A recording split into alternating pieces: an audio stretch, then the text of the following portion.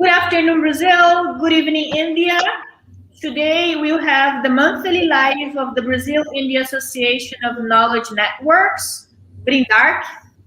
Em português, we say Brasil-Índia Associação de Redes de Conhecimento. The aim of the association is to address and disseminate various topics related to India and Indian studies.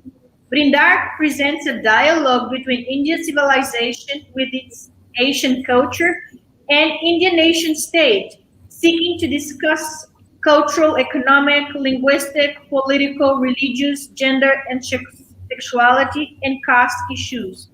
The debates here portray other views of India that are not widespread in Brazil. So before we present our guest speaker, I'm going to pass the word to Mariana Alves, our Vice President, to say a few words of our project in this live. Yeah, hello everybody. Hello Anweisha. Thank you so much for being here with us. So we are a group of people in Brazil who we got together in order to try to discuss other visions of India. Not just about religion or everything. It's not in Brazil. We are not really. There isn't a great tradition of studying India. So our idea was always like, how can we really look at India, present and past, with the social concerns, and you coming as our guest just enriches our discussion, because our idea, Anwesha, would always be for us and you in India, for us to build this dialogue. So we are really, our intention with these meetings right here every month is to bring other scholars to build this bridge with us here in Brazil. So we are very pleased that you accepted our invitation. And I am sure we have a lot in common to talk to. In today's live, we have the participation of Dr. Anwesha Dutta Aim. On behalf of all the members of BRINDARC, Mariana and I would like to thank you, Anwesha, for accepting our invitation. It's an honor for us to have you here. Thank you so much. I'm going to present our guest house, the professor who has a very long resume in terms of production. I'm not saying long in terms of big, long that I have to say, but it's long in terms of production, academic production. Dr. Anwesha Dutta Aim is a assistant professor of English in the Department of Basic Science and Humanities at the Techno International Newtown, formerly known as the Techno India College of Technology. Dr. Dutta Aim is known for her interdisciplinary engagement with issues of socially relevant learning and creative change. She has acquired her doctoral degree in arts from Javadapur University. I don't know if I'm pronouncing properly. And her subject of dissertation was the construction of the idea of India in 19th century Anglophone poetry. Earlier, she has completed her master's in English literature from the University of Calcutta and her honors in English from President College, Calcutta. Dr. Dutta Aim is a distinguished member of the International Research Group in the University of Salamanca, Spain, and is currently engaged in a research project in teaching innovation towards a practice of serving learning through literature and film in the degree of the English studies, pedagogical and educative tools to dismantle collective discourses of fear. She's also the convener of TINT Talkies, the Film and the Drama Club of the Techno International Newtown.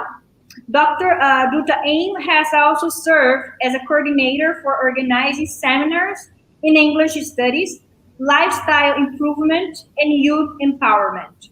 Her academic writing is focused on archival research of the literature of British India, Her studies center on the artistic and political implications of cinema and business communication. She has widely published her research works and creative writings in both English and Bengali in a number of books, journals, and magazines of national and international acclaim. Today, she's going to talk about Western approaches to understand India, colonial verse in the 19th century. I pass the word to Professor Anwesha Dutta Ain. And again, I say thank you so much for being here with us. Thank you so much, Regiane, for this generous introduction. And Mariana, of course, for both of you, and Brazil, India, ARC for inviting me to this talk here today. It is really an honor and privilege for me to be able to share with you our knowledge base. And I hope that these talks, the archives later on, they help to strengthen the bond of knowledge sharing between India and Brazil. We really hope to work together towards academically more exciting projects. Um, well, so, saying I shall begin my talk today. As Regiane has already told you, I am going to talk on the Western approaches to understanding India, quote unquote India, because what I'm really going to talk on is the idea of India. And I'm going to focus my talk especially on the texts of the colonial verses in the 19th century that were written in the 19th century by the British men and women who came here and settled in India. Now, as Marina had quite rightly pointed out, that the Westerners, in their consciousness, in their episteme, they have an idea of India which is not always the same as the experience, the real experience of India that one would rather have when one is here in this country. Part of my talk would rather focus on the question, when is the best time to see India? When is the best time for that matter to see a country? Let me start by talking about our habit, our imagination, places that we have not visited in person. They often exist in our imagination. And this imagination is constructed by the numerous images of that place that pervade our consciousness through the filters of what we read about those places, what we hear about them, and what pictures, photographs, paintings, whatever, are generally circulated in the media about these places. And the pictures thus conjured up, no, they often carefully work to construct an image of a particular type in relation to a given place. And in the process, what happens is they either generalize or erase the heterogeneity of a place and its people in the annals of the grand narratives of history and literature. Now, needless to say, such images are constructed with the aim of fulfilling the purpose of the writer or the painter or the photographer, whoever is writing that image for that matter. And more often than not, political intentions are implicit in these purposes. You see, the proposition that I just put forward, it better describes the narrations of the visitors to a particular place than those by such people who are native to that place, and for obvious reasons. India, as you understand very well, has been no exception. And throughout the history of civilization, travelers from all part of the world, they have come to India, starting, let us say, from Huan Sang or even people before him. And they have offered their own story of the land, which are as variegated as the colors of the rainbow, if I might be allowed to use that comparison here. They are distinctly different, yet overlapping. Now, as a starting point of my talk today, I shall consider the case of the British imperialists whose influence on India, as we experience the country today, me being an Indian, has been the deepest. And the images constructed by these imperialists had been, and perhaps still continue to be, the most powerful in shaping the idea of India as it exists in the imagination and knowledge of the rest of the world. Now, could I have the first title slide, please, Mariana? I'm thankful to Mariana for sharing the slides for me. So, could I have the title slide here? Um,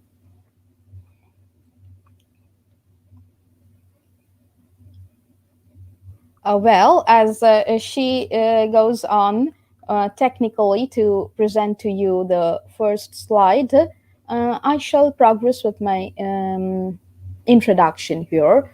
The British imperial machinery was assisted and sustained by a prolific literary output which was authored by the white men and women settled in India. Now, during the consolidation of the power of the East India Company, the British in India produced copious volumes of poetry, much of which has not been exhumed till date, but which embody the, let us say, the trepidations and the interdictions of early British imperialism.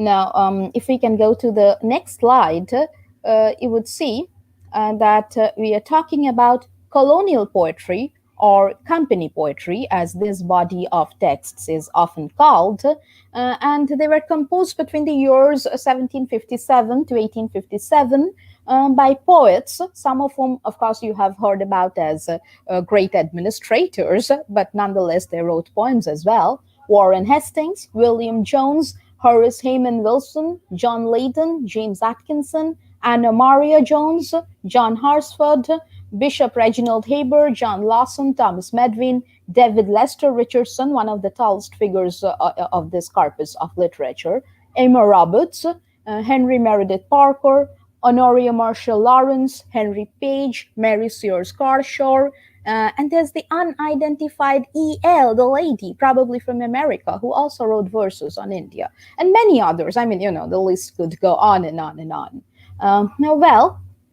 Now, volumes of company poetry, they were printed in England or in India, often at the expense of the authors themselves or that of a generous, friendly patron.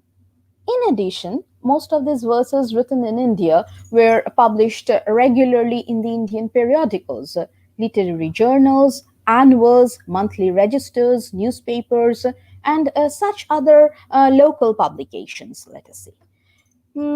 Here, it is interesting to note that the periodical press also copiously published reviews, criticisms, and even, advertisements of these poetical effusions by the British in India.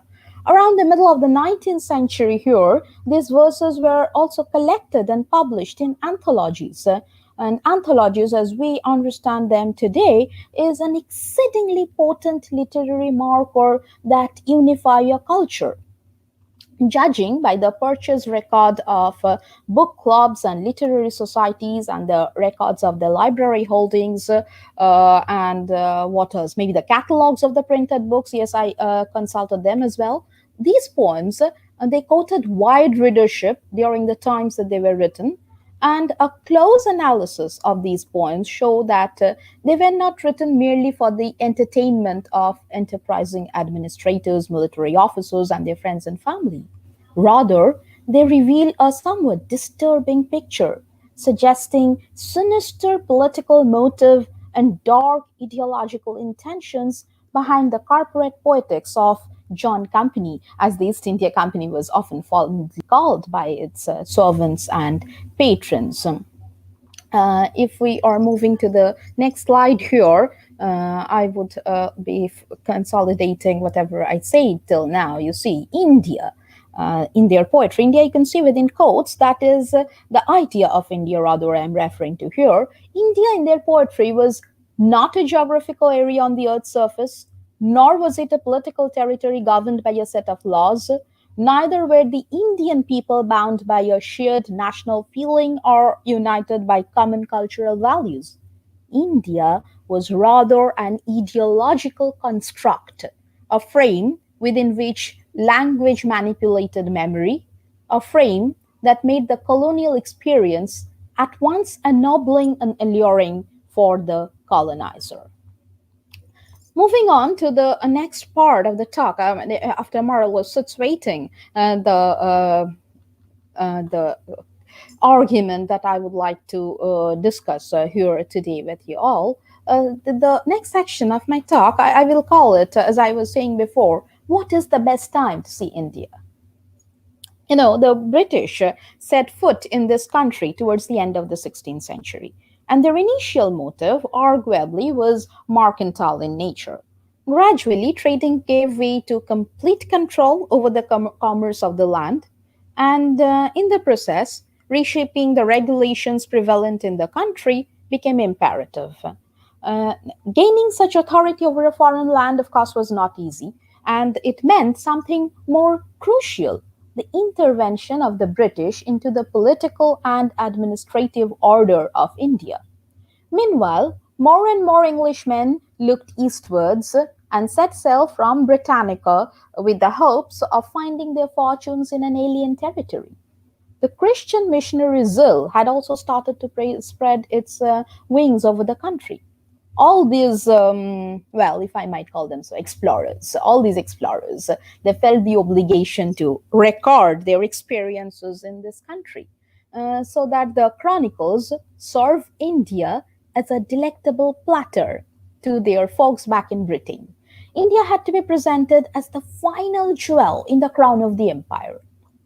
Now, in order to make a position in India appear covetable, it was necessary to render an aura of exoticism to the country, to its topography, to its cultures, to its people, and to enwrap in a halo of the fantastic, the lived experiences of the Englishman settled in this country.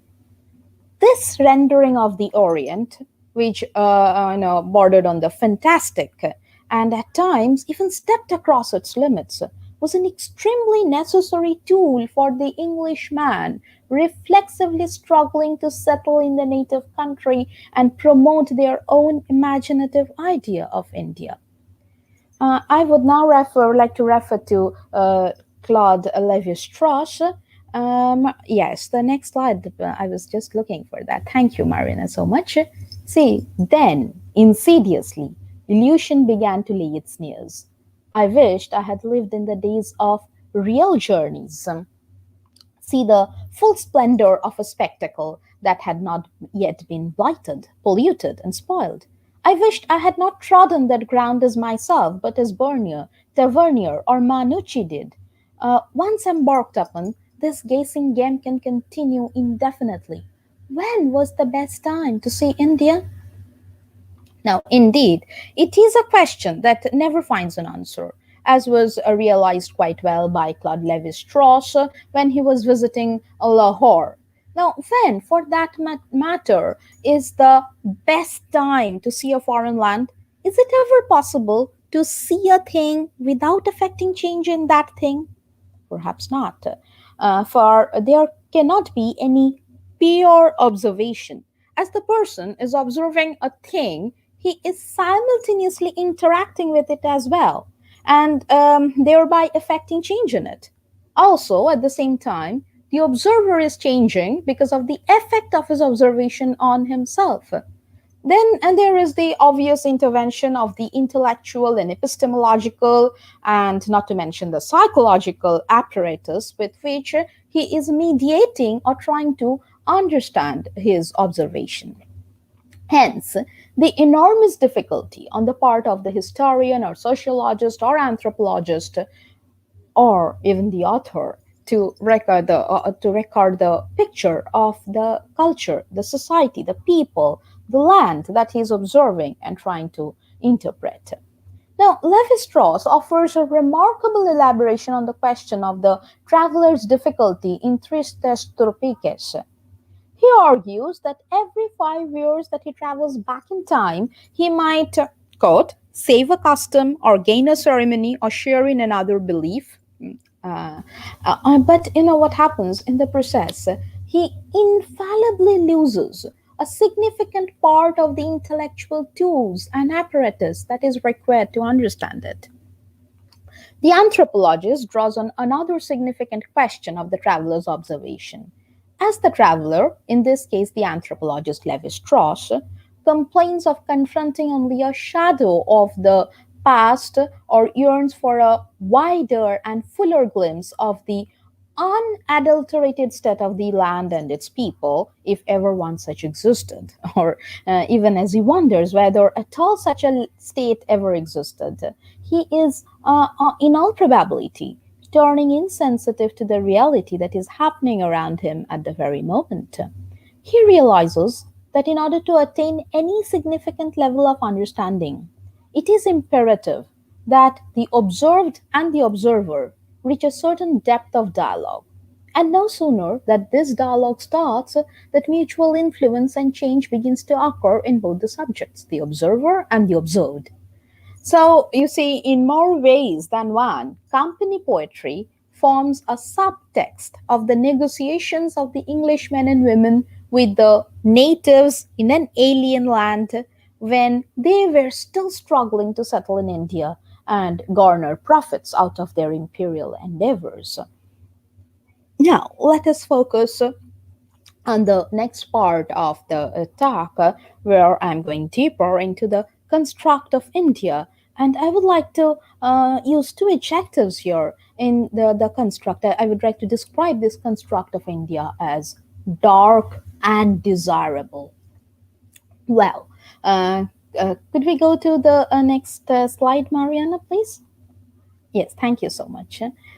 You say in this insightful critical monograph, a sketch of Anglo-Indian literature, Edward Furley Oaten has identified five dominant tropes in the texts of company poetry. I'm reading out. The first is an ever-present sense of exile. The second, an unflagging interest in Asiatic religions as well as in general religious speculation. The third consists of the humorous side of the Anglo-Indian official life. The fourth in Indian life and scenery. The last, and perhaps the most important, is the ever-varying phases, comic, tragic, or colorless, of Indian life. So, while Oaten conclusively sums up the subject matter that are reiterated throughout the corpus of company poetry, I'll argue here today that the purpose of these verses was not as simple as is apparent from a description of the common themes by Oaten. And the British versifiers in India, they resorted to poetry not merely as a means of documenting their social, cultural, and political life in the country.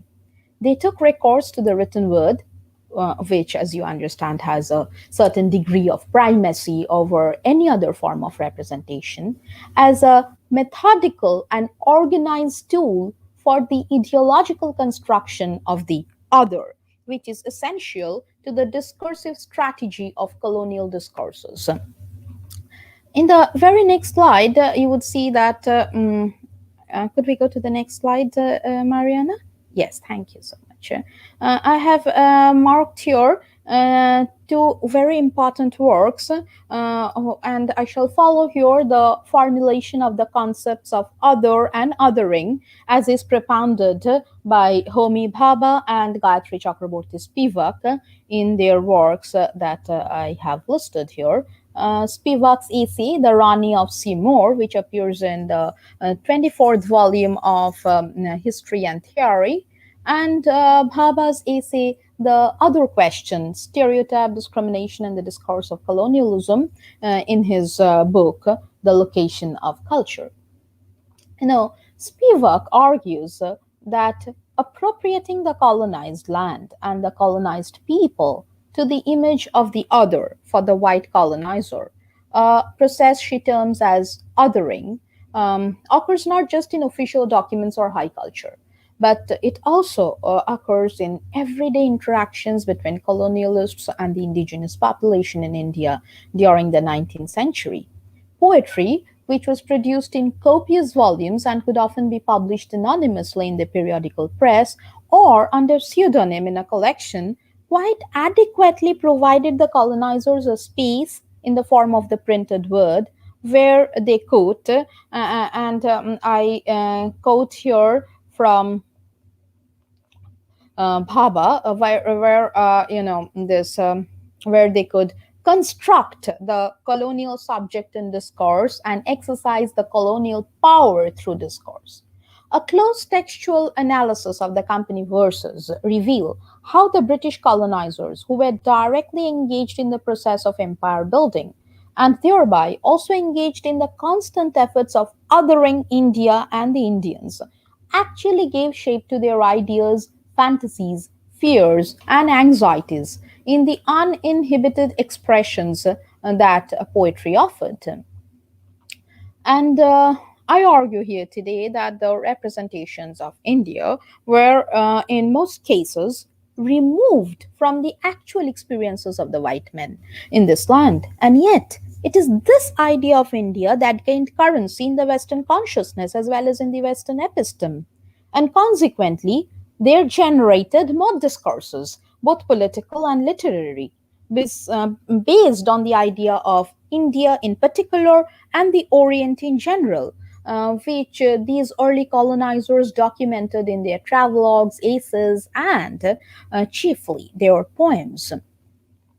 These poems, they can be read simultaneously. I said dark and these are desirable. These can be these are texts which I would prefer to call them texts of desire as well as texts of ideology. On the one hand, the British colonizers in India wanted to project India as dark yet desirable, hinting at the difficulty of their task of carrying out the imperial mission and also obliquely drawing attention to the thrilling sense of excitement and victory that comes with accomplishing that task successfully. On the other hand, literature, especially poetry, because that is the genre of literature that abounds in most allusions and illusions, served as the platform through which the cultural and racial distancing of the self from the other was made possible. And in the process, the distance could be ingrained without coercion in the psychology of the readers, which included not only the British themselves, but also the English educated intelligentsia of the colonized society. Poetry offered the Englishman in India a space where he could freely voice the desolation of exile, the dissipations of expatriate life, the descent over the political strategies of governing India, and in the process give shape to an India the contours of which immaculately fitted the imperial imagination and colonial ideology. The emphasis on teaching English literature to the educated Indians, the marginal allowance that they enjoyed to participate in the English language literary culture, their almost imperceptible access to the English stage of the Calcutta theatres, all these gentle gestures of inclusion, but they may actually be interpreted as extrapolations of that imperial ideology which was contained in the texts of the poems written by the colonizing entrepreneur themselves in the nascent stage of the colonizing culture.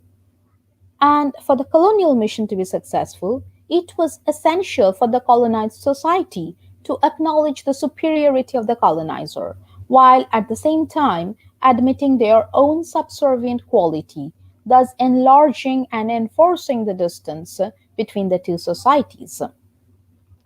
I would like to quote here from a 1996 publication by Jyotsna Singh. Yes, thank you, Mariana. You see here, this is the quote from her book. Several recent studies, most notably by Gauri Vishnathan, whom I would be quoting very soon, have persuasively argued that both the Anglicists and the English Orientalists partook of the notion that cultural values moved downward from a position of power. Thus, in introducing English literature to the elite Indians, or in allowing them access to Calcutta theatres, the colonial rulers were not being egalitarian, but rather engaging in a hegemonic activity by which, in Gramsci's terms, the consent of the governed is secured through intellectual and moral manipulation rather than through military force. It was, however, equally important, or perhaps more so, to ingrain the ideology of cultural and racial hierarchization in the psychology and consciousness of the colonizers themselves. The British should not only believe in the subservient quality of the Indians, but must also have faith in their own superiority if any form of hegemonic control were to be exercised by them over the Indians. Now, poetry offered them just the vessel they needed to contain these differences. In it, the images of the founding fathers of British colonialism could be magnified and eulogized. Frequent analogies could be drawn between the greatest conquests in European history and the victories of the British forces over Indian territories. India could be portrayed as sensuous, exotic, primitive, and Indians could be described as a debauched, licentious, corrupt people. The knowledge about India and its people could be exhibited. And thus, white man's burden, the famous phrase now from Kipling's poem, the white man's burden of civilizing and ennobling the colonized society could be justified. And all these pronouncements could be negotiated within the textual space of poetry without vociferous advocacy of the dominance or the excellence of the self. I would like to refer to Vishwanathan here, Gauri Vishwanathan. In the next slide, please, Mariana, if we could have it. Yes, thank you. So you see, I have talked about her critical monograph here, The Masks of Conquests. It elucidates how the need of English language and British literature in the curricula of education in India was literally invented for colonial purposes. And Vishwanathan also emphasizes the necessity of, I quote from her book, the imperial mission of educating and civilizing colonial subjects in the literature and thought of England, a mission that in the long run served to strengthen Western cultural hegemony in enormously complex ways. So, you see here the construction of the idea of India, as was presented in the texts of the company poems, was essential to the formulation of the hegemonic discourse and the consolidation of British colonial power. I would focus here on one particular poem, John Dunbar's The Regeneration of India, which I would prefer to describe as a classic example of Orientalist discourse.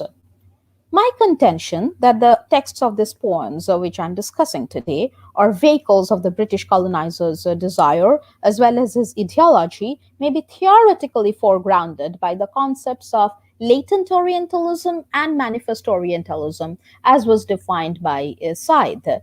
I would like to refer to Said's definition here. Um, yes, thank you once again, Mariana. The distinction I'm making is really between an almost unconscious and certainly an untouchable positivity, which I shall call latent Orientalism, and the various stated views about Oriental society, languages, literatures, history, sociology, and so forth, which I shall call manifest Orientalism. And this was a quote from or in the book Orientalism by Said. Now, I'll tell you here today that a given text cannot be interpreted as embodying solely latent Orientalism or solely manifest Orientalism. These two forms of colonial discourse, far from being mutually exclusive, are rather interdependent and interrelated in complex ways. And they present themselves in any given text of company poetry in varying degrees and in differing forms. Now, the elements of latent Orientalism prefigure the desires of the Englishman at large, and sometimes align the text with apparent humanitarian sympathies for the Orient, allowing the poet enough space to negotiate his emotions and political opinions, while the elements of manifest Orientalism ostentatiously contribute to the repository of the European knowledge about the Orient. I shall presently focus on Dunbar's poem, The Regeneration of India, and it is a classic text which typifies the essence and attribute of both latent and manifest Orientalism. The poet at once tacitly admits the exploitation and plunder of India's wealth and natural resources by the British forces and merchants, and yet fervently advocates the vision of an India that is resurrected from the heathen practices of idolatry by the Christian doctrines and faith, to be instilled by the British. The conscience that is only slightly perturbed by the loot and plunder carried out in India by the British almost immediately seeks solace in the dream of a Christian India, thus attesting both Britain's supremacy and the primitive, ignoble character of India. And the poem begins. Let me just go refer to the next slide for the stanza from the poem. Uh, Yes, you see, this is the stanza from Dunbar's poem where he says, where it begins with the Englishman's desire to project India as a site of fantasies and myths bordering on the exotic. And I read the poem. It has been said, and truly said, that India is the brightest gem in England's royal diadem. Yes, this remark was wisely made.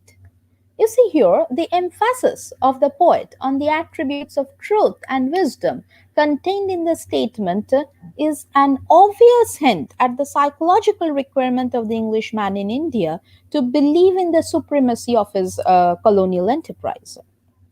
And the poet is also painfully conscious of the British exploitation of India. The next slide, please. Yes, thank you so much.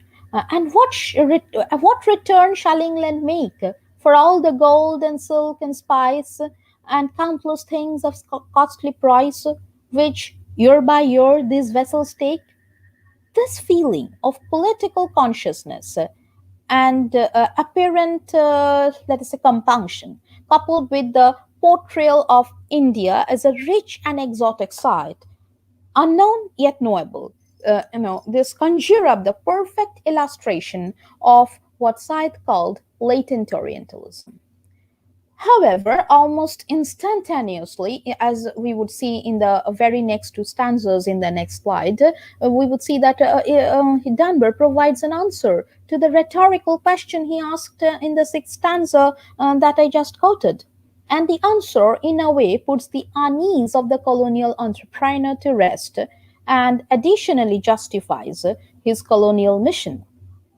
So the poem continues. The tree of knowledge you shall plant, the soul imprisoned disenchant.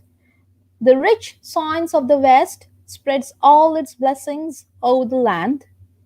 And it shall come, in God's good time, that old idolaters shall fall, and India's millions prostrate call him only Lord, the Lord sublime. So the implicit statement made in the above line is obvious. India, primitive, savage, heathen, irrational, superstitious, and degenerate. It is because India is encumbered by all those ignoble and subservient qualities that the question of civilizing and ennobling the Indian eventuates and has to be addressed. And who else will address it but the noble British man?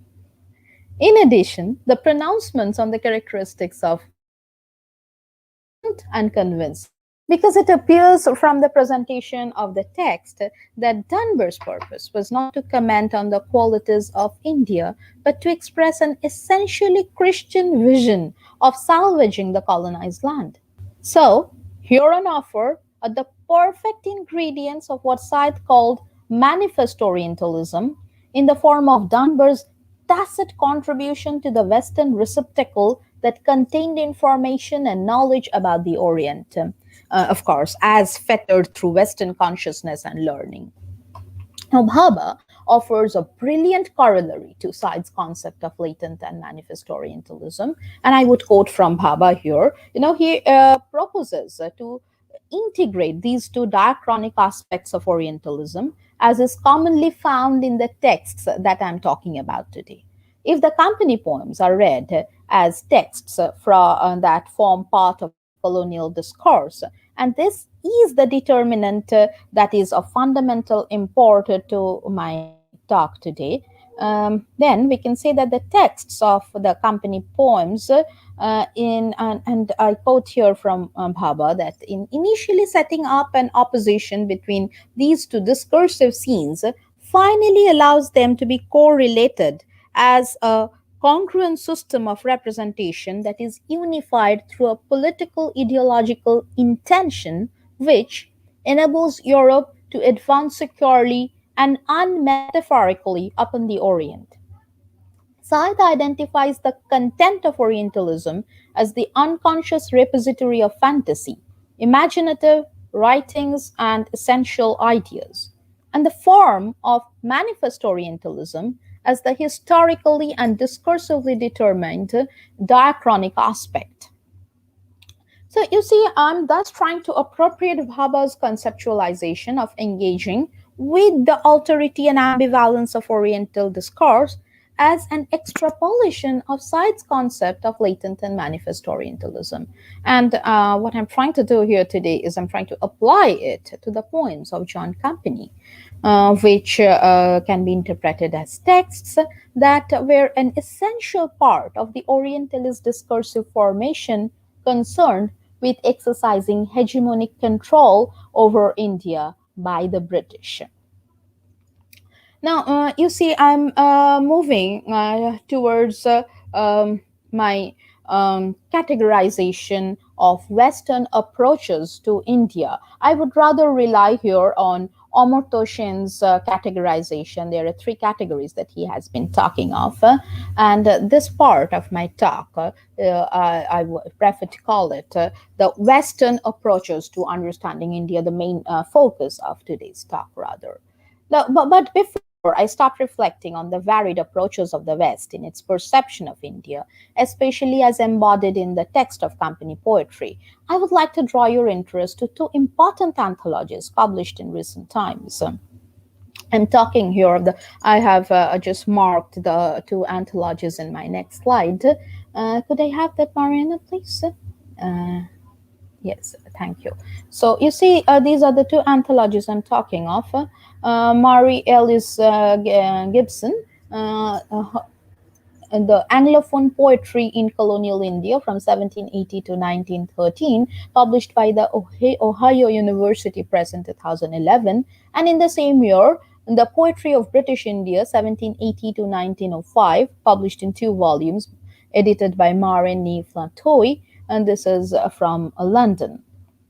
Now, you see, these poems, as you understand very well, these are contained mostly in archives to reach out to which you would probably require letters from bureaucracy and a lot of other permissions, academic heads, universities, and all that to access them. I, of course, did this painstaking task because these texts formed a very essential part of my doctoral research. But if anyone here is genuinely interested in these poems that I'm continuously referring to in the body of this literature, they could refer to these books. They contain a comprehensive anthology with fair amount of editorial notes, and especially the book by Flatoy, in its hoping 800 odd pages, it includes a substantial number of poems that can be brought under the rubric of company poetry. So you could, anyone who's interested could find this two anthologies quite useful. I could, in my talk, of course, which has its own limitations of time, I could only refer to maybe a single poem, a couple of poems, and spend more time on situating the theory of my argument. But you could refer to these poems to rather examine for yourself all that I'm telling you today. So you see, in reading the company poems, especially in analyzing the British gaze on India as it was reflected through these texts, I have based my contestation, as I was telling you, on Amartya Sen's discussion in his essay, Indian Traditions and the Western Imagination.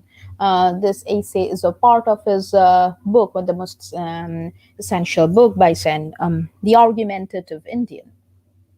Now, Sen offers three distinctive categories in identifying the several contrasting and conflicting Western approaches to understanding India. In the essay, Sen acknowledges that the ideas and images of India that have been constructed by the West are fundamentally contrary to each other, although all these varied and varying interpretations do have an overlapping impact in the context of their effects on the internal identities of Indians and on the image of India in the Western imagination. Sen clearly states the shift of his argument from the contentions of Edward Said on internal consistency of Orientalism and its ideas about the Orient. He argues that the diverse conceptions of India, as constructed by the West in a range of discourses, do not conform to any notion of internal consistency. And the recognition of these fundamental differences in the Western idea of India is of significant import to the understanding of the categorization that he makes. And you see, the in the next slide, I have given a rather long quote here, and I have been talking about the formulation of Sen, which we will find is lucid and explicit. I'm quoting here from his essay. Attempts from outside India to understand and interpret the country's traditions can be put into at least three distinct categories, which I shall call exoticist approaches, magisterial approaches, and curatorial approaches. The first, exoticist category, concentrates on the wondrous aspects of India. The second, magisterial category, strongly relates to the exercise of imperial power and sees India as a subject territory from the point of view of its British governors. The third, curatorial category, is the most Catholic of the three and includes various attempts at noting, classifying, and exhibiting diverse aspects of Indian culture. You see, I have found that this categorization of Western approaches to India is quite helpful in reading the company poems. But you know what? No single poem can be strictly straitjacketed into one particular category. Nor can the gaze of a given poet be fixedly determined by any of the parameters associated solely to one particular category. There are obvious overlapping of interests and perspectives. In my analysis of the company poems today, I have, tried to talk about instances in the texts of company poetry which warrant a genuine interest in India, and the concerned poet is neither predisposed to exhibit the strange or the exotic India, nor is he weighed down by the colonizer's burden of evincing the primitive or the degenerate India. We have a number of such poems in the body of this literature. They are contained in these two anthologies that I was just referring to. And this is the perspective that Sen defines as the curatorial approach. However, since knowledge is often associated with power, it is sometimes inevitable that the British poets attempt to systematically catalog knowledge of and about India was inextricably linked to the imperialists' maneuver of power and hegemonic control over the country. And such a situation presents itself as the poets themselves were members of the imperial ruling class. There are innumerable examples where the texts of the company poems contain such elements or manners of description that insisted on describing India as being essentially different from the West, as being strange, exotic. In a way, this manner of constructing India may be perceived as the primary step towards the formation of India as the image of the other to the Western self. Now, Sen defines it as the exoticist approach and cites Hegel, who said that such an image of India as strange and exotic, quote, has existed for a millennia in the imagination of the Europeans. And the company poems, being amongst the early texts by the British that recorded the impressions of India, in more ways than one, were validating that Western imagination while at the same time shaping it. And there are such occasions in the poems where the poet evidently felt the need to pass judgment on the nature and characteristics of India. And in most such cases, the poet's judgment was fraught with the burden of engendering and propagating the imperial ideology. This kind of presentation essentially projects the image of a corrupt, lecherous, and subservient India in urgent need of reform, as we have just seen in the poem that, from where we quoted a few stanzas. Hence, justified the civilizing mission of the white man and ennobled the British. It is this attitude of understanding India with an outlook that assimilates a sense of superiority and guardianhood that Sen defines as the magisterial approach. And it is this approach which is most frequently found in the texts of company poetry. I shall move here towards my concluding remarks of the talk. And you see, as I have mentioned earlier, these categories of Western approaches to India are not mutually exclusive, and a poem or a poet cannot be understood within the stern ambit of one particular category. And Sen, in the very next slide, probably I have talked about this, where Sen rightly points out that.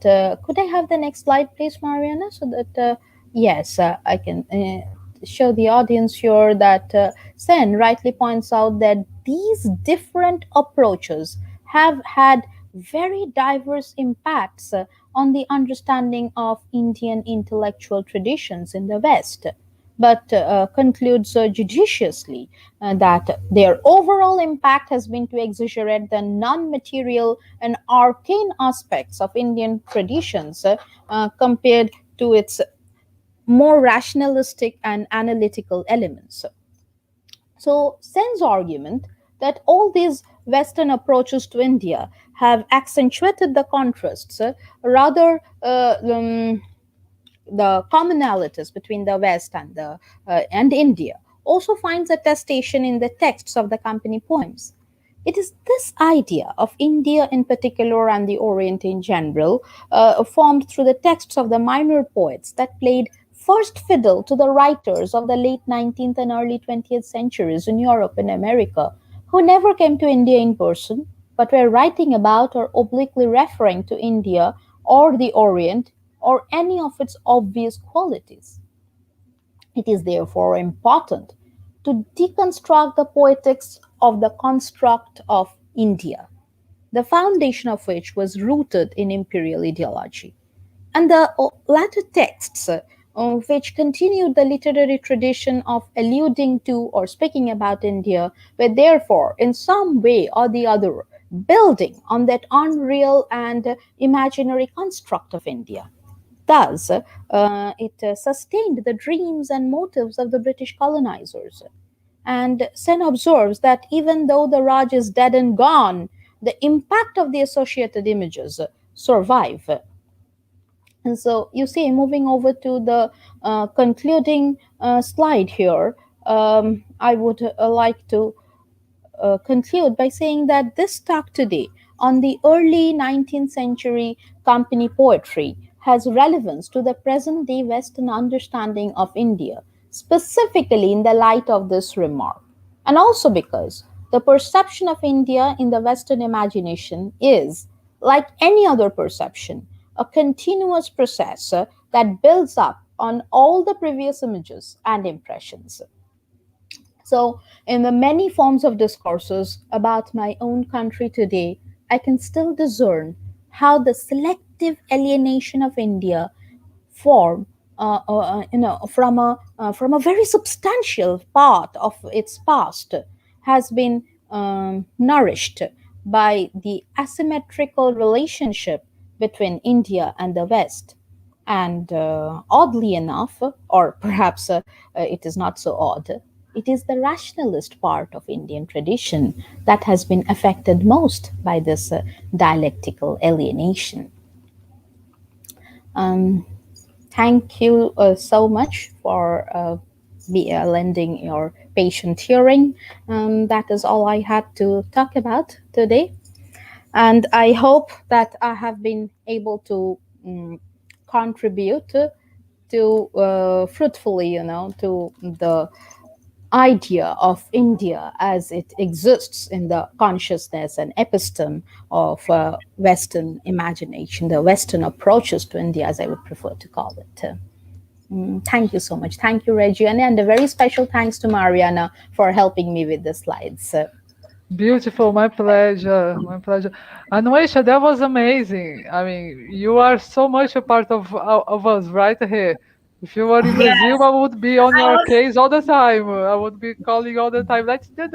It's like you talking exactly like our vision of the project I want to do, or the relation we want to have with India, and also like what happens in Brazil too. I mean, uh, when we talk about like Brazil, India, it's not like that we need to find points of convergence. Otherwise, everybody goes to study Goa, right? Because Goa people speak Portuguese. I mean, so that's like the Right, only dialogue can we have with India, just because were, I mean, of course not. I mean, the bridge has been should be built with the different efforts, and it's difficult to find these efforts because I mean there are stuff we can compare, but there are things we cannot. But the message is really, I mean, the things we share and the possibilities of a dialogue are huge, and you are showing us many here, because since from the beginning, like when you talk about the image of India in Brazil, the image of India is people doing yoga. And Finish. I mean, Gandhi, nothing only else is Gandhi. happening in India. You know what I right, mean? And so everything we know about India is filtered by what has been filtered of all you said, because we don't even read in English. So someone translated what you just said, and then we read. You know what I mean? So it's like so right. far away from India. I mean, so if you think it's a problem, the British literature, imagine in Brazil that we had read the translation of what you just criticized. So we are even further away from India here. So when we get to know India, I mean, we that's the image we get. The image and you criticize it plus the translation, you know what I mean, to Portuguese. So it's like we are so far away from the reality, you know what I mean? It's amazing. And of course, when you mentioned like the ideological construct, India as an ideological construct, the same in Brazil, right? We have the Amazonia and all the nature Right. and all this and that. But I think India is worse in a way, in a scale of this construct, because Brazil is mainly silenced in the world. You may talk about Amazonia eventually, but I mean, when I was in India, I mean, some many people didn't even know, but like Brazil. Oh, you're the first Brazilian I met. You know what I mean? But here we know about India. Everywhere in the world knows about India because of the soft power of yoga and all this. No, so you're not silenced like Brazil are. We don't exist if it's not Amazonia, I mean, maybe football or whatever, or Football, samba, yes, and football. but it's every time Football, less, no? every anaconda. Yes. Yeah, but I mean, the soft power of Asia is much bigger. So And you have a much bigger problem than we do with this construct, because it's all over and it's always reinventing itself with new age and whatever, no?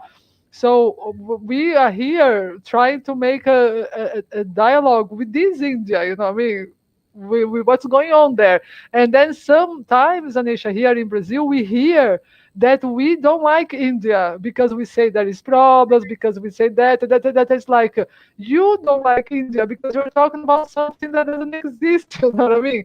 No, like we are trying to see, I mean, what's going on there. So I think that's the what you just said, Nehijan, is like really what we are trying to do here. Like, how can we talk and know India without that filter? Which, luckily enough, we don't even have that connection so much, because Brazil is really isolated in so many ways, because of the language and because of the distance of the colonialism here that was earlier. So now we are these messy people here, but we don't have that connection. So it's easier for us maybe if we can go pass through the yoga and all this and that, which is fine. I don't have problems with that, but let's not pretend that that's India. That's just what people are doing here with the yoga. No, so I think the dialogue is it's easier. I mean, we should make this happen, right? And so just one more consideration, Rejane, then I pass to you because I have then a pedagogical question at the end. Yeah, But sure. I wrote so many things here that when you talked about that Edward Farley Alton, a sketch of Anglo-Indian literature, I found that amazing because in the title he says Anglo-Indian literature. So I said, oh, maybe we have hope here. But then the title is considered India, but not as India, no, but as the British people in India. So it's like even when we think there is hope in the title, the product is not that desirable. Like, so I love it when you brought Gauri Vishnathan here, the cultural control. I think that is also something that masks of a conquest is something that really talks to us a lot here. Because you see, Anisha, we are Brazilians, we are, I don't know if we can say that we are West. We are not the West. We are the Western playground maximum. You know what I mean? We are the margins of the West. But so we can't really put us in the Western discourse, right, Rejane? Because we are not. We suffered for the same problems in a different way. No. So when I read a long time ago that Masks of Conquest, and it's really beautiful that you bring it up here again because I think that that cultural control is something I think universal, no, from the West. But then, Anisha, let me get to my question that I would like you to develop a bit, which is when Yes, you please. come to, I think it's the main point, maybe now one of the main points of your presentation, which is the latent and manifest Orientalism, and then the connection with the Marcha saying, beautiful. So here, I mean, for the people who studies Orientalism or the critique to Orientalism, this latent and manifest is always divergent, whether or no, or when they connect is a bit blur. So you mentioned that they are totally interconnected in many degrees and forms, and I found that very interesting. If you could now without the slides, and even I can see you better when you talk, if you could elaborate a bit on that. And finally, so if you could a bit elaborate this manifest and latent Orientalism, and how do you get to the connection with the Amartya Sen? Why did you bring those two authors? Because so many people must say something, people see India this way, but then you chose him. So I found that interesting, nice. I really like that book too, The Argumentative India. I find it very interesting. So that if we could I start with Uh, that. yes, I just, Mariana, I got your first question, but the second one, the internet connectivity, as you know, it's always falling, it's dropping. Sorry. Could you come So again with your second question, please? I'm sorry, yeah, I made you no, repeat of it. course, you didn't disappear, so I didn't know because here the internet is very And bad too. the I mean, my sound, house it's coming. Very often, the is sound is coming. coming broken, and I'm Oh, trying I'm to, kind of sorry. So did you get the Edward saying. Said part? Oh, it's me, no? My internet is dead. I see that.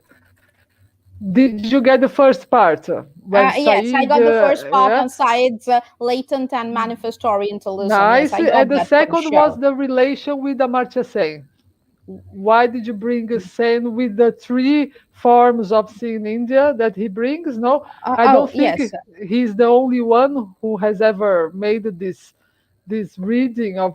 So you chose him too. So I found that interesting because I am actually now at this moment working on a text on the latent and manifest Orientalism. It's amazing that you brought it. You know, I was just reading the final chapter of Orientalism these days, and so I have this in my head. So if you could, I would be very glad.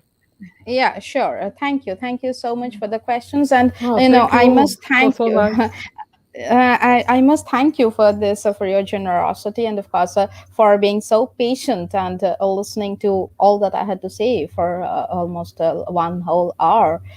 Thank you, Mariana. Okay, here. So, if I'm talking about this latent and manifest Orientalism, what I'm trying to talk about is in his book, Orientalism, Said goes on to talk so much about the various forms and the manifestations of Orientalism, but I am focusing on his very basic precepts.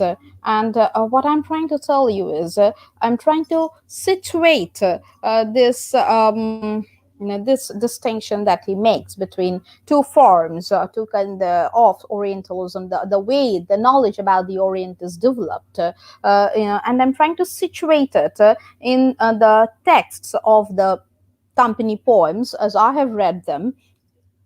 And my argument is that these two types of Orientalism that Said talks about, they are not really, as you said, divergent, or they're not really mutually exclusive of each other. They are rather interdependent. And if you're looking at any text from the colonial times, written specially by the colonizers, the way that they were trying to construct the knowledge of the Orient, you would find that the precepts of latent Orientalism and manifest Orientalism both are present, and both are inextricably present in any single text that you take up. You cannot really say that, well, this particular text, they show forth the tenets, they embody the tenets of latent Orientalism,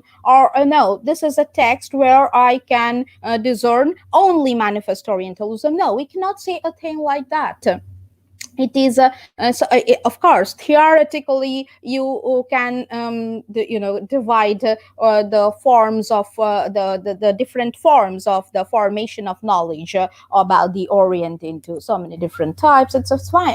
I mean, it's, well, theoretically it's all right. But when a poet is engaging to write a poem, or somebody is, forget a poem, let us say here in India, a British administrators in the ranks of the officer in the British army, they are writing a letter back to their family at home, and they are giving some idea about the Orient, even in that letter. I mean, even that is a text of Orientalism, if I might call it so. So you see, what happens is here he is not theoretically predisposed to only talk about latent formations of the knowledge of the Orient, or talk grossly about the manifestations of Orientalism and build on the knowledge of the Orient, very consciously doing that. No, it is not like that. It doesn't happen like that. Rather, the intentions are read in between the lines. And as I have found that this body of company poetry, this might be, if you are judging by aesthetic standards, this might be bad poetry, to be very honest. But impressively sound political strategy. They did have sinister motives if you're reading between the lines. They were not only trying to develop the knowledge about the Orient and feed it back to their Western counterparts, back at Britain, or in some ways to parts of Europe, America, wherever these texts traveled. But in some ways, as I was saying in my talk also, that they were trying to believe in their own superiority, and in the primitive savage nature of the Indians. They had to believe it themselves first, if they have to propagate that through their actions, through their everyday actions. So here what we have is the texts being written not by people who have read about the Orient, who are sitting there in the luxury of their homes in the English countryside or an European valley. Here, they are here toiling in this alien land, in a hostile territory, and they are the masons of colonialism. They are not the terrorists in the House of Lords or in the House of Commons giving dictum. They are here doing the task themselves, and when they write back, or they write forth, if I might be able to use it that way, they are engaged in it. Of course, as I said, motives are there, but they are engaged in it primarily because they are trying to, kind of one, spend some leisure time, if that is all the leisure that they have. In fact, Marian, I would be referring here to one a very important discussion, or rather a quotation that Theodore Douglas Dunn, sometime in 1922, if I'm remembering the date correctly. He was talking about, he had kind of published this anthology, and from the introduction of his anthology, it read Poets of John Company, or even in 1840, D.L. Richardson published another anthology of these poems, which is selections from the British poets from the times of Chaucer to the present day. And here we would see that the colonizer, in this case, the British reviewer of the review of this anthology was published in the journal, then the Calcutta Review, which was a very popular journal at that time.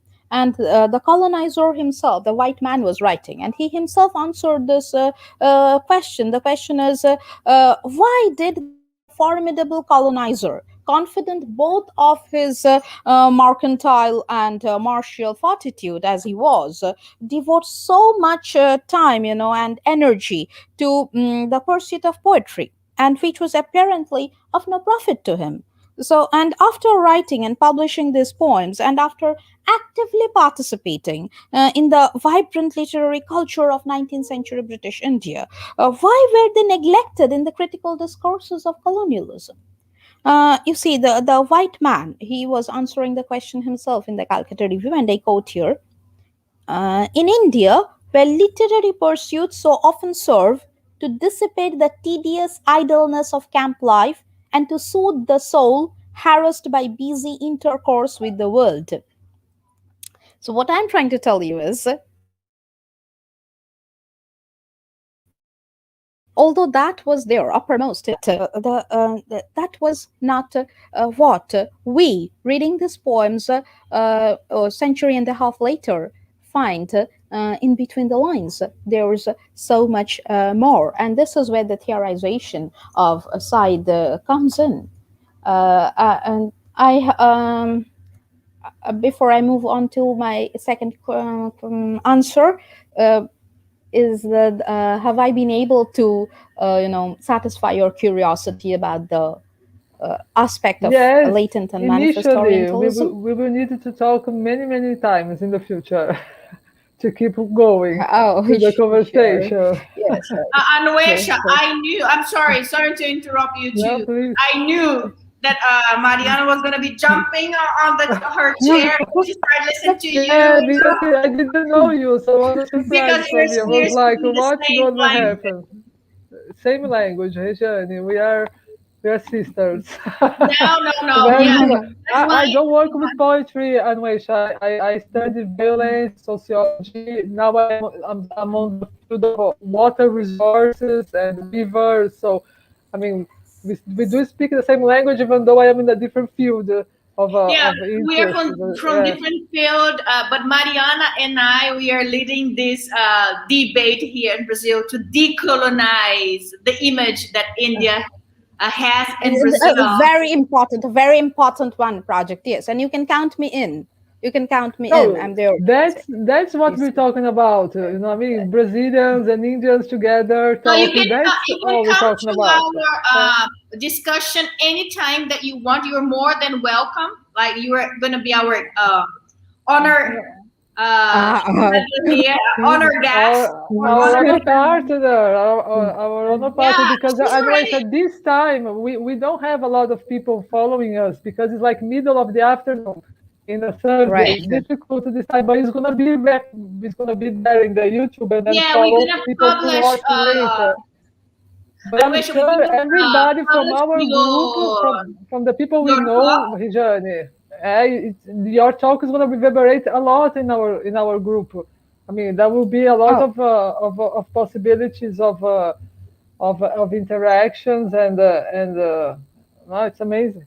I'm oh, really that glad. sounds exciting. Thank you. Yeah, Thank it's you really so And much. nice. actually, the thing is, we have two problems. One is the time, 3 o'clock in the Right. afternoon. Most of the people are working, even if we are in the middle of this pandemic.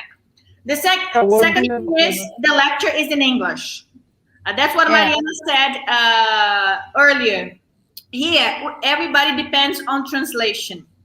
What we want Right. to do is we want to add subtitle to these lectures that are being recorded, so people here in Brazil can have access to these wonderful lectures.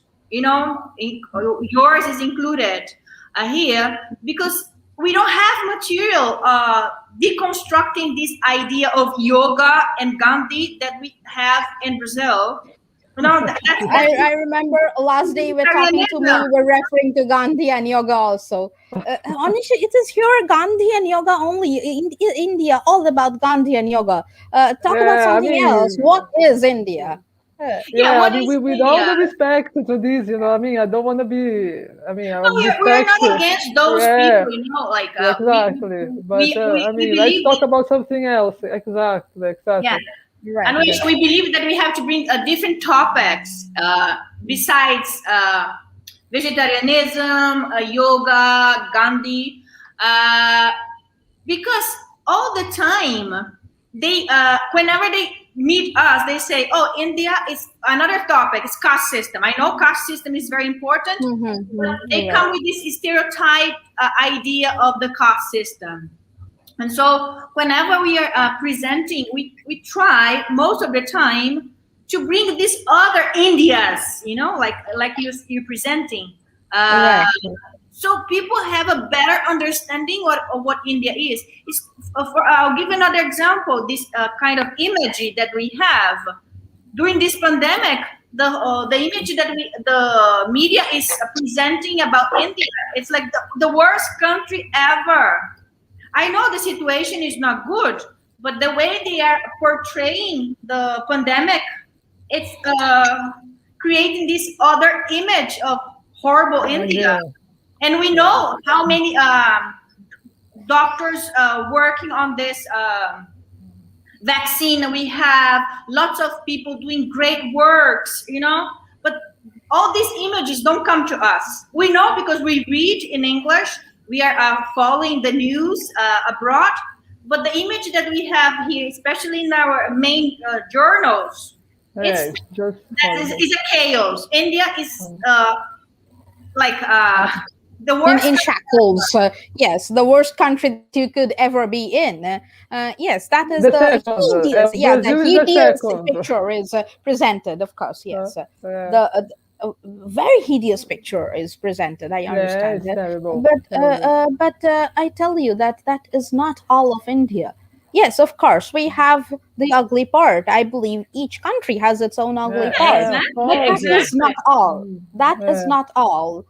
We have so many noble doctors, as you just very rightly pointed out, nurses, even volunteers. A large number of the young people they have come out and they are selflessly dedicating themselves to serve the people who are affected by COVID-19, reach food to their houses, Yeah, of course. and supply them with medicine whenever they can, bring the oxygen to the persons who would need them. There are so many volunteers. They call themselves volunteers in different groups. We have the red volunteers, for example, who are working almost like the gods here in West Bengal, and we also have these other different groups of people, young people, of course. In fact, in my college, we are doing a project to showcase the footages, or the messages, for that matter, from the youth, and we are calling it YUAC, which is Youth United Against COVID. You would be amazed that such a large section of the young society has come forward and kind of leaving aside all kind of interdictions or trepidations that they might have about being affected by the deadly virus. They are moving forward, and and we have so many mothers at home, or even working ladies, who would say, okay, I'll cook the meals and you put them in boxes. Take your motorbike, go and deliver them to the people whom you need. Or maybe you ask, we have an app here, Swiggy Jenny, where we can order online for a person who would come and pick up things from your home and deliver it to another Nice, address. huh? So available, so avail that service or whatever. But let this food reach to those people, let the medicine reach to those people, let the oxygen reach those people who are dying of COVID-19. I mean, you wouldn't imagine what kind of plight the dead bodies are going through. These young people are coming forward and offering a kind of, if I might call it so, a kind of a respectable ritual, whatever can be done with that plastic wrapped body, just not throwing them in the water or dumping them on the under the sands. No, they're not doing Yeah, that. yeah, But that's easy I to know that the understand. image, yes, the images that are going maybe to Brazil or to other parts of the world, are the bodies Yeah, getting dumped either in the Ganges or on the banks Yes, of it. yeah, that's the Those are image the we images got. that are going through. The yeah, images that yeah, people are involved in cleaning this up and in offering some kind of respectable tribute to the death, those yeah. images are not going forth, Yeah, but it's they part are of the very same much there. process, isn't it? It's part That of is the also same a process. reality. Yeah, that Yeah, is also a reality. yeah, So we need to bring forth these things. The dialogues need to be more frequent, more engaging. yeah. Yeah, I think so too. Even with the in our part, for you guys also to have Brazil as a possibility. You know what I mean? It is a possibility. We need to start like translating things from each other. I mean, you can, to be to reach people here in a way, and for us to reach you, because when we go to classroom, most of our students don't speak English. You know what I mean? So we don't want to read with them like Louis Dumont. You know what I mean? To talk about Right. case system, for God's sake. But it's the only book in Portuguese. You know what I mean? So it's like we have to get pieces of our friends, few friends from our group, to say somebody has written something on this topic, because I need my students to read, and not go through this literature you just mentioned, because that can be translated easier in Portuguese and available for the audience here. But we don't want them to get access to that, because we know already that has a lot of problems. We need to contact India without the north there in between us. But it's difficult. We have a huge challenge in front of Right. us, because it's difficult. Yeah, to Yeah, present it's India here difficult, and but to bring it to you too. Our theories, the things people are thinking here And too. Anuesha, you This is have to also something translate possible. your work into Portuguese. I know you speak Spanish. Anuesha speaks Spanish fluently. Ah, She got her perfect. So major from in Spanish Spanish. into Portuguese is ah So nice.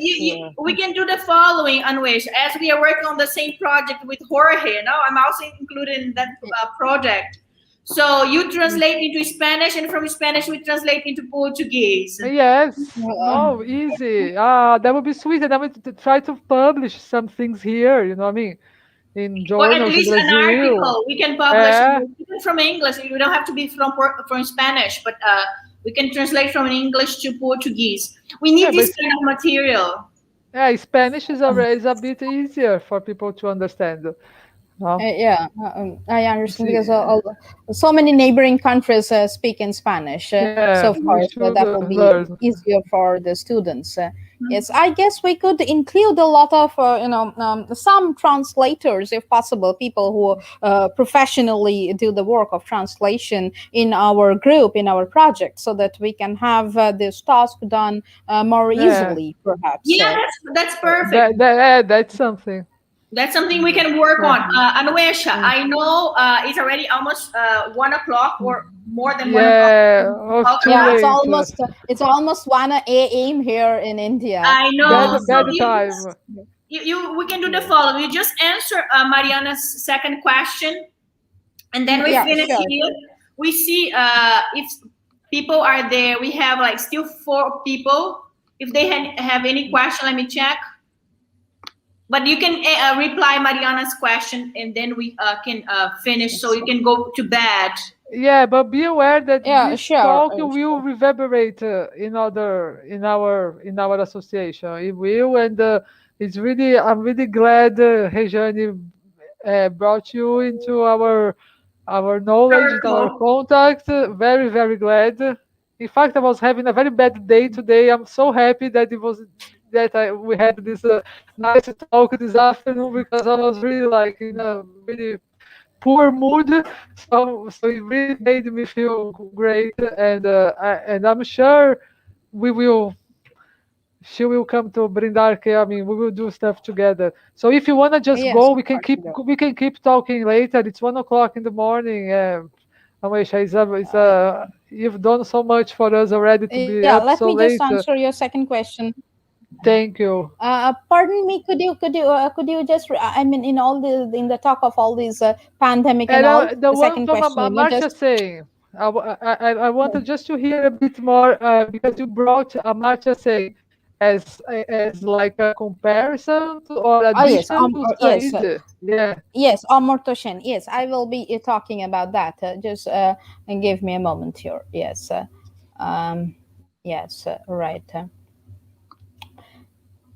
Um, one thing that I have not really focused on in my talk here is I would just like to focus on that, and that would rather make the reason of bringing Amurtashan into the discourse. It will explain rather why I brought Amurtashan into the discourse.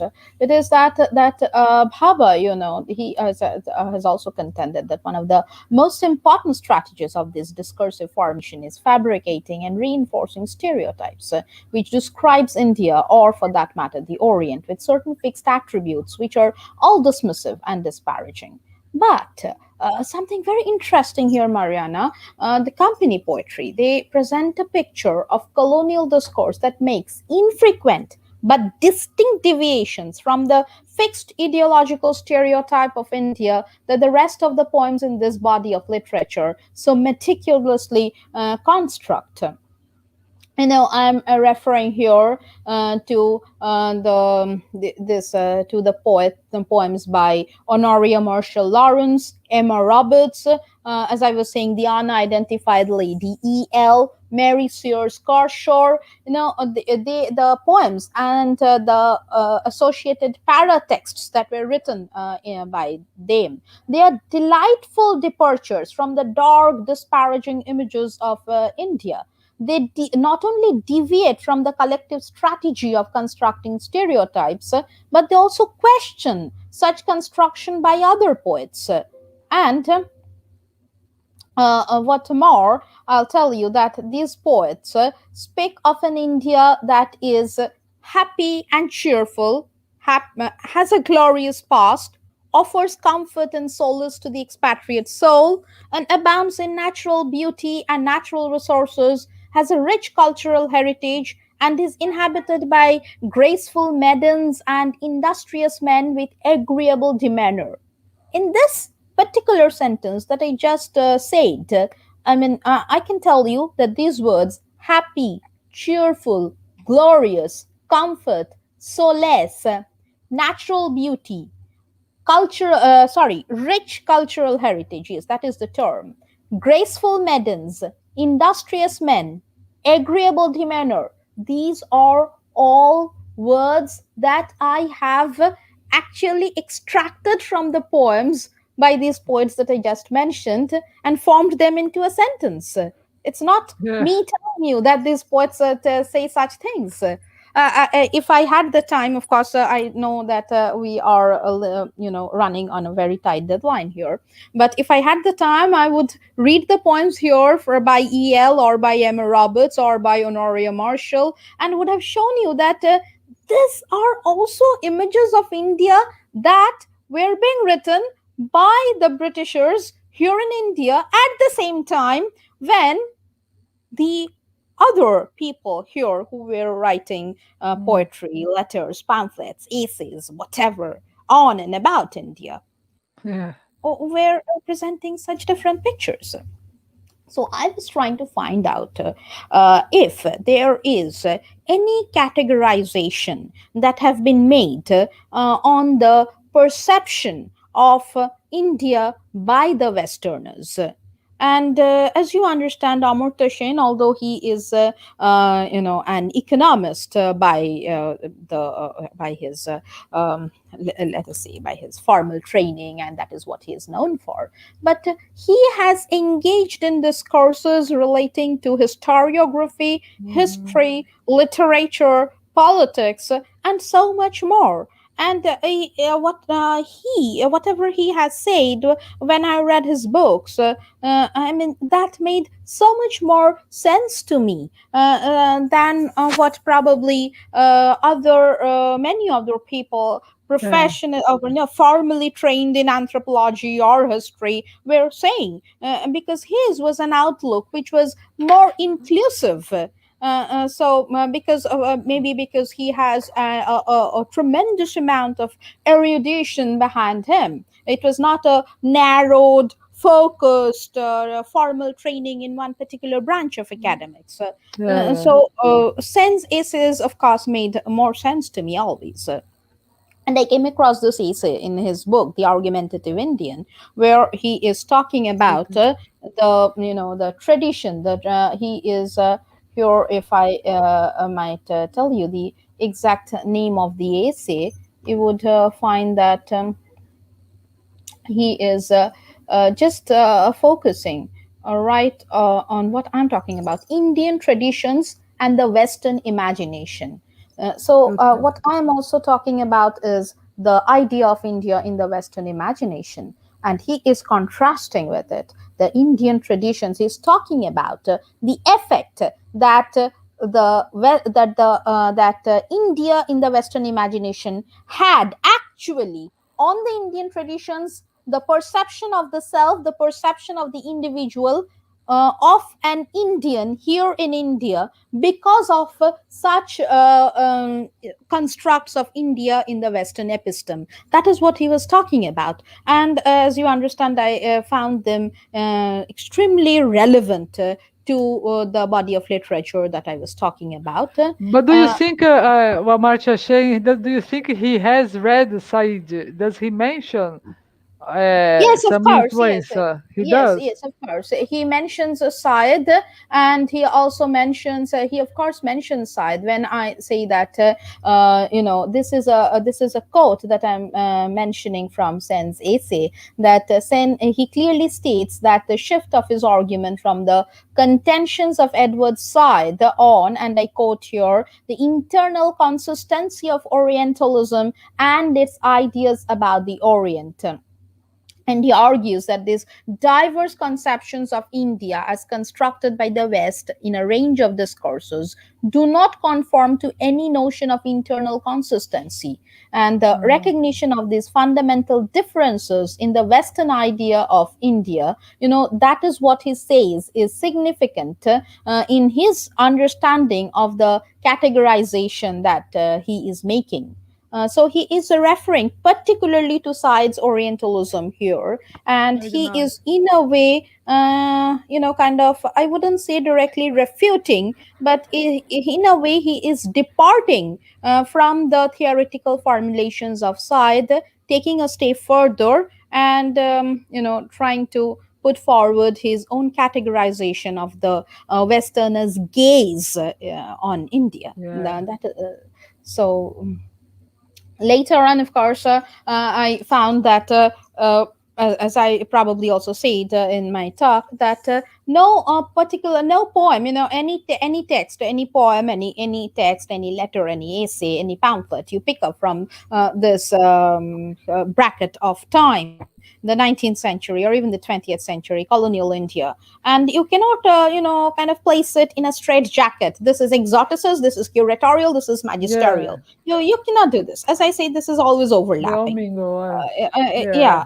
But they somehow try to offer us a kind of theoretical tenet on which we might start our argument, and kind of take forth from there. And as I always do in my understanding of texts serve the primary medium through which I try to understand the times and its relevance to the present day. Yeah. So that is why Mhm. Sen's essay was relevant in my Yes, argument. perfect. Thank you very much. I'm gonna go. I have this book here at home. I never read it, the whole thing. You know what I mean? Those books you have And there. the first thing you would do I'm is gonna read read. this essay that I just I'm referred gonna to. take it. I'm gonna take it because that's very interesting. That's very, very, very interesting. Anueshka, thank you so much. We want to Uh, carry so on with much. this ADA Yeah. for the whole afternoon, but you have to go back to Yeah. you have to go to Sorry to keep you bed. awake until this No, it's late. it's perfect. I mean, Yeah. we Next have to time. accommodate those time differences that we have. Nine Yeah. and a But half hours, quite a lot. yeah, So maybe we next have to time we find can it. do in the morning, no, Rejane? Maybe Yeah, we can do better in the because there will morning. be next times. Yeah, we have to see each Yes, other soon yes, of again. course we can do that. Or at night, so it's gonna be early morning for them. Yes, that would be good too for us. But There is I want three time to. zones different here because Rejane is also 1 hour earlier than me. So when we were figuring out what was the time for today, we got totally lost because Oh, everybody is in a the thing different was making time. fun of me, just asking me which GMT do you belong. I said I don't know which. Because she's one, me another, and you were like, I don't In a know what completely time. different location. Yeah, we're She's talking from gonna be, different time and space. yeah, we're like, But when we will go.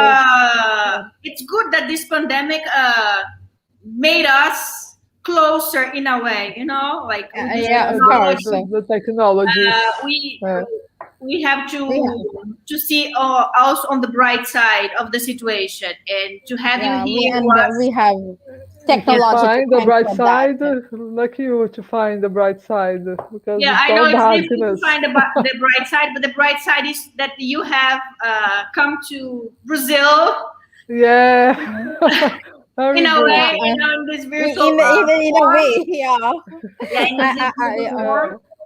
But I want to thank you thank you, and before closing, I want to thank you one more time for your time, for your work, and I want to very say that much. it's a wonderful work. I do want My to read pleasure. your thesis because I'm Oh, pretty sure thank we you have so much. lots of things to learn from you.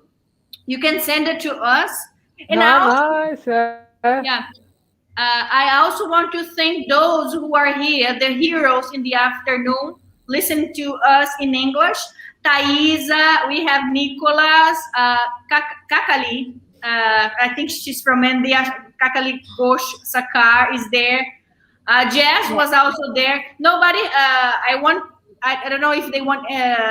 If they have any questions. I don't think so because they haven't put any question. But they only said hello. Yes. But I'm pretty sure if they stayed here up to now, they really enjoyed like we did. I'm pretty sure I invited you because I know you work, and I know you speak in such a way that involves Beautiful. us Yeah. in your arguments. And I knew that Mariana